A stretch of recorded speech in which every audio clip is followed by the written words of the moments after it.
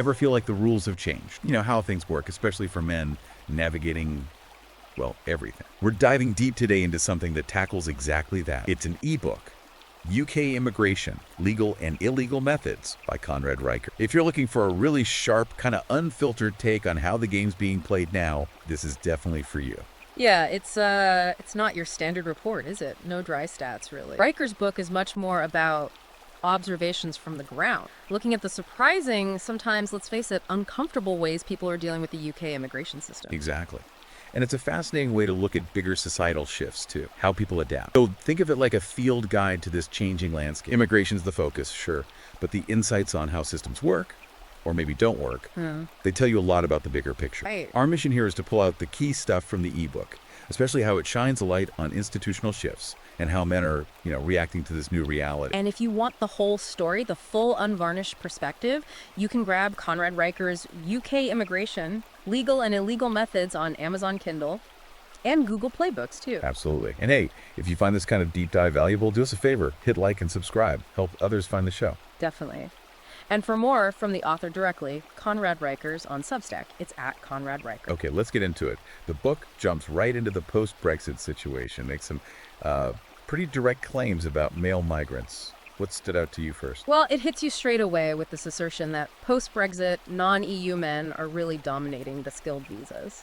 And the author puts this down, partly at least, to what they call an inherent drive to conquer. Drive to conquer, huh? And they mention specific routes, right? Like the Tier 1. Yeah, the Tier 1 investor visa. Basically buying entry with a big investment. The book suggests this appeals to a certain mindset, proactive. Get it done. Right, that sort of initiative-taking approach, finding a way through. And it names specific industries, too, doesn't it? Where this drive is supposedly still key. It does. Oil rigs, trucking, plumbing. Examples where the ebook argues testosterone still matters. That's the phrase used. That's blunt. And it draws this contrast, this divide almost between London and the North. A really sharp contrast. London's painted as full of, the book calls them HR harpies, maybe bureaucratic hurdles is a kinder way to put it, whereas the North is described as a place where banter earns promotions and beards boost pay. So different rules apply culturally. Wow. Banter and beards. That's quite a picture. And there's this recurring theme, weakness dies here. That's pretty intense. It is. It's a very direct message. And I imagine, that might resonate with some listeners. And the author uses examples to back this up, right? There was one about a nurse. Yeah, the Filipino nurse. Rejected for a pediatric job, supposedly lacking empathy or something, but then approved as a trauma surgeon. The book uses this to illustrate what it calls the system's brutal logic, basically. Valuing men in roles needing quick, decisive action under pressure. Almost like a return to pragmatism. Results over everything else. Kind of. The book even brings up Florence Nightingale in the Crimean War. How she just needed capable people, didn't care about quotas when lives were on the line. That's an interesting historical parallel. Yeah. And this links to observations about the economy shifting, too. Manufacturing versus tech. The author notes Manchester's manufacturing sector seeing growth post-Brexit, contrasting it with London's tech scene. Suggests a shift in what skills are maybe becoming more valued, regionally at least. And the anecdotes really drive it home, like the Nigerian electrician in Leeds. Right. Supposedly got a raise because he just focused on the job, didn't get involved in what the book calls pronoun game. It's presented as this sort of Brexit dividend, a return to valuing practical skills above all else. And there was another one, the Indian engineer. Yeah. Moved from tech in Shoreditch, London, up to Sheffield Steelworks. Apparently tripled his salary. And his boss, a former coal miner. It all paints this picture of traditional industries, traditionally male skills, maybe finding renewed value outside the capital. The construction point, too. Northern firms hiring male migrants because the work's tough. What was the line? Frostbite doesn't care about your gender studies degree. Pretty raw, yeah. It's a blunt take on the physical reality of some jobs. Okay, so from there, the ebook moves into navigating bureaucracy, specifically asylum. This gets complex and It controversial. really does. What's striking first is the data the book presents on asylum claims. You see high initial rejection rates, Right. but then much higher success rates after appeal, which, suggests the system can be navigated. If you're persistent, use the appeals process. The book even mentions tactics like filing in Welsh courts to cause delays. Strategic delay. Okay, and then there are the, let's say, creative strategies the book talks about, the LGBTQ plus persecution playbook. Yeah, that's quite something. The ebook claims some straight men are basically inventing stories, fabricating persecution, even making up pride parades in places like Nigeria to bolster their claim. Wow.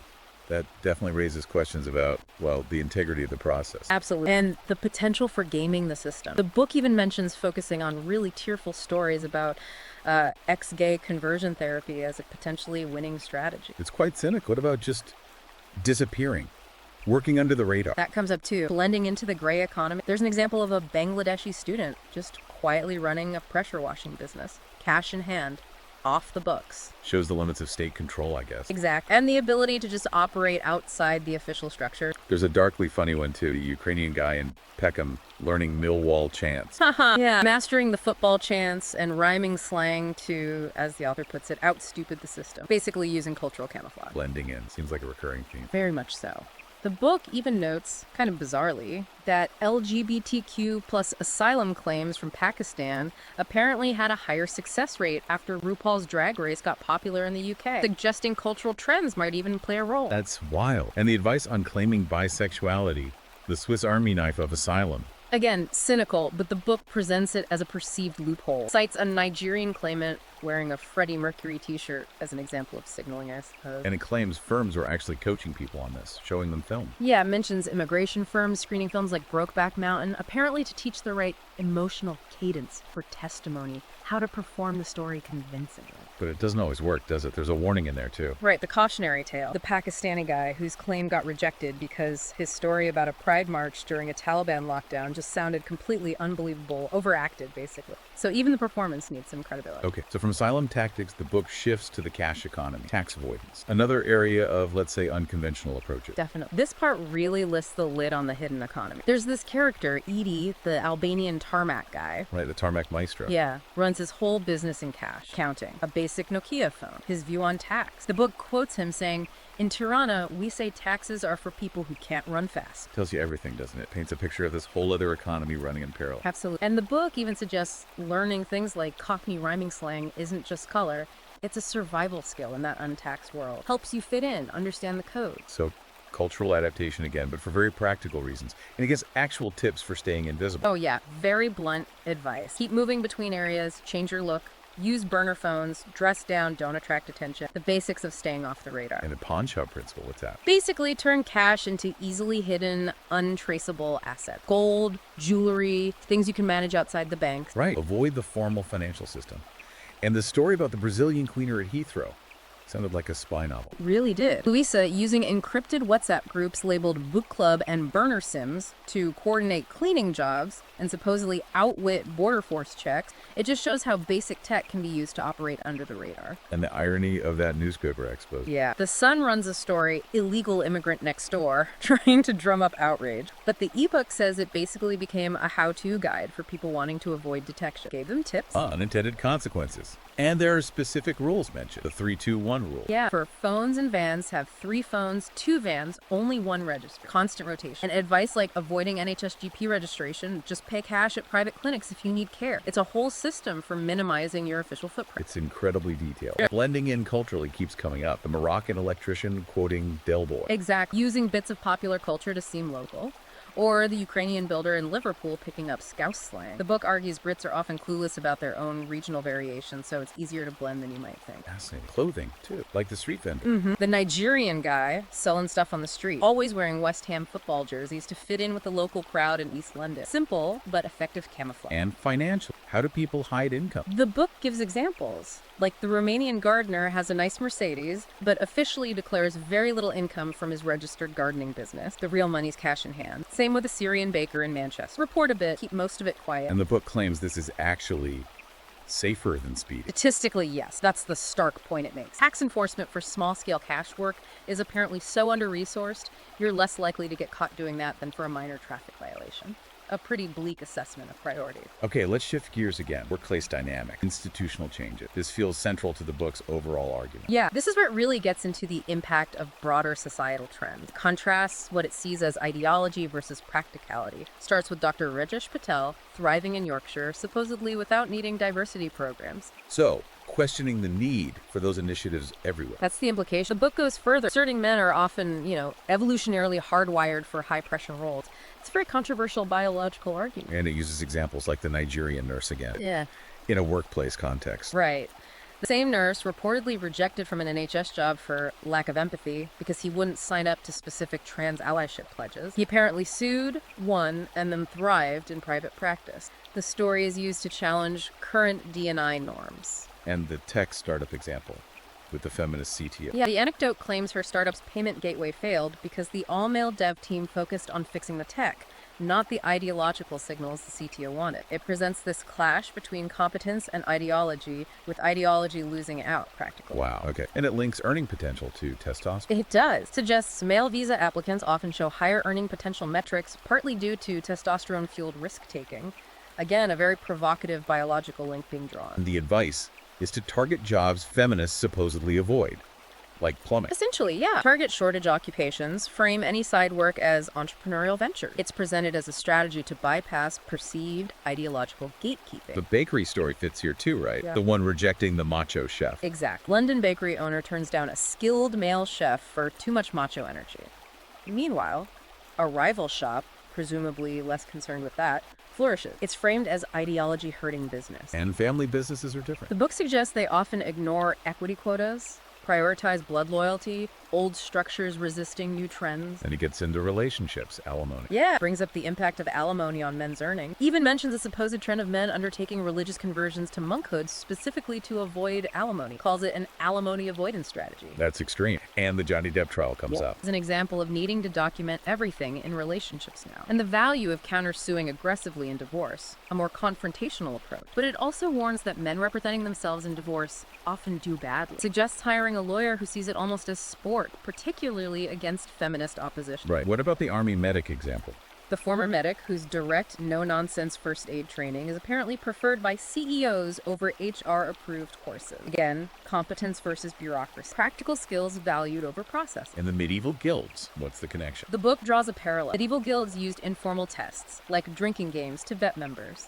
It contrasts that with modern diversity workshops, implying the old ways might have been better at judging character and fit, even if informal. And the claim, wokeness kills earning potential, citing Leeds finance bros out-earning London ones. Yeah, a direct, controversial shot at current corporate culture, linking adherence to certain ideologies with lower financial success. And it ends that section praising workplace banter, saying it can actually help careers, tapping into those traditional male interaction styles. Okay, so let's look at the next section, rewriting the border rulebook, blending in, staying under the radar. Right.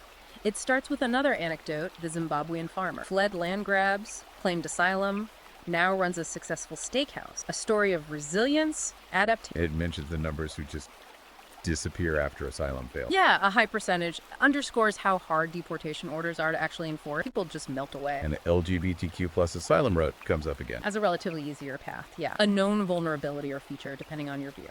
And the choice many make.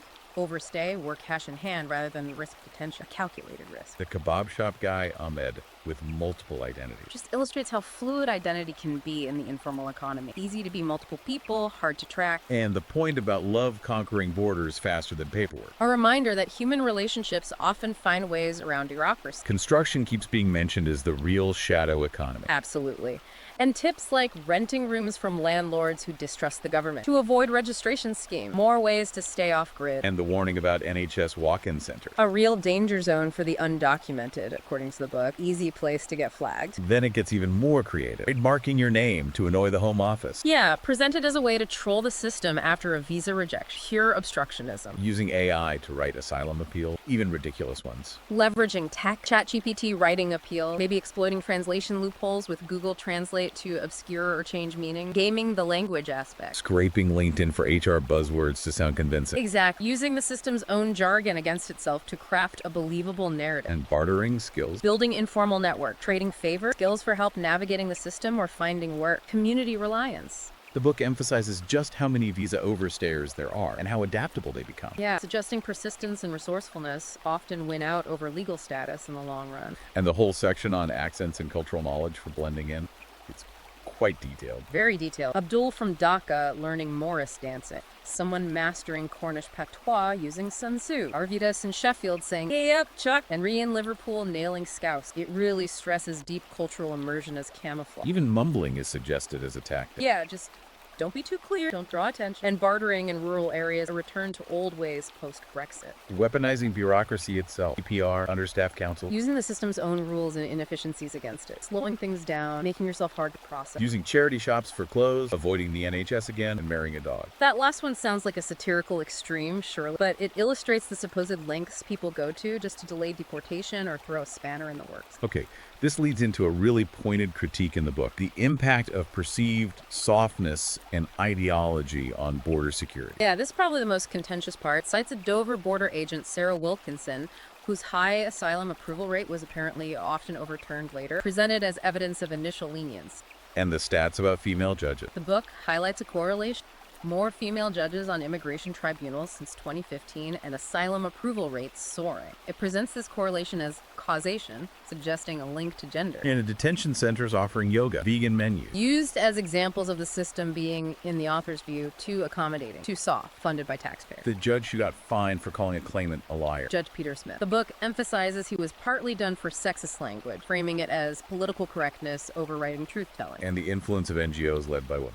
Points to a high percentage of women leading UN-funded NGOs that shape UK immigration policy, implying this contributes to the perceived softness. Contrasting Victorian border guards with modern agents doing unconscious bias training. A clear value judgment, pitting old-school toughness against modern sensitivity. Male lawyers using national security arguments being more successful. Another comparison. National security arguments framed as masculine and effective versus human rights arguments implied to be less successful or associated with female advocates whose intervention supposedly lowers deportation rates. And the suggestion of testosterone screening for judges. That's way out there. A deliberately provocative proposal highlighting the author's core argument about masculinity and effectiveness. Holding up Australia's Operation Sovereign Borders, run by ex-military, as the better model. Yes, presented as tough, effective, results-oriented, the opposite of the perceived UK approach. And contrasting the cost of bias training at the Home Office with record channel crossing. A stark juxtaposition used to argue current priorities are misplaced and ineffective. The final metaphor is basically pronouns defeating patrol boats' ideology over security. Right. Then the book circles back to